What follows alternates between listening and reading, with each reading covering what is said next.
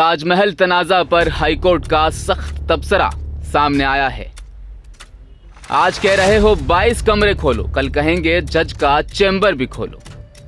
Allahabad high court की Lucknow bench ने ताजमहल के 22 कमरों को खोलने के लिए दायर अर्जी पर समाअत करते हुए आज सख्त रिमार्क किया। अदालत ने कहा कि आज कह रहे हैं कि ताज के 22 कमरे खोल दें, कल कहेंगे कि जज का चैम्बर भी देखेंगे। जाकर पहले ताजमहल की तारीख को पढ़ो फिर आओ। उत्तर प्रदेश के आगरा में वाक़े दुनिया के अजायबात में शामिल ताजमहल के 22 कमरों को खोलने की अर्जी पर इलाहाबाद हाईकोर्ट की लखनऊ बेंच में आज समाअत हुई।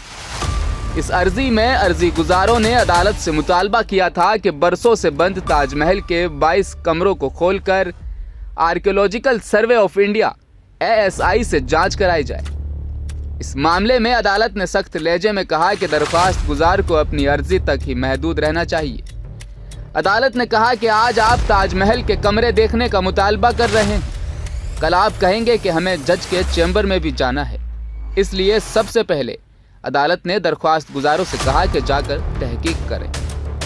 अदालत ने दरख्वास्त गुजारों से कहा जिन्होंने ताजमहल के 22 दरवाजे खोलने की दरख्वास्त की, वो जाकर MA NEET JRF करें और फिर तहकीक के लिए ऐसे मौजू का इंतखाब करें। फिर हमारे पास तभी आए जब कोई इदारा उन्हें इस तहकीक से रोके।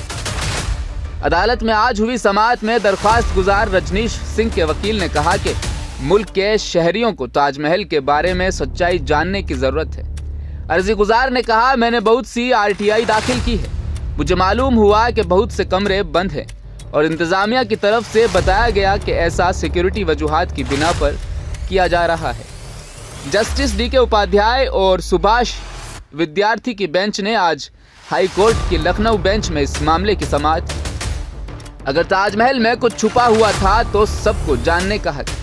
दरख्वास्त गुजार ने अदालत में कहा कि अगर ताजमहल में कुछ छुपाया गया है तो अवाम को इसका इल्म होना चाहिए। साथ ही वकील ने कहा कि मैंने औरंगजेब का खत देखा है जो उन्होंने अपने वालिद को लिखा था।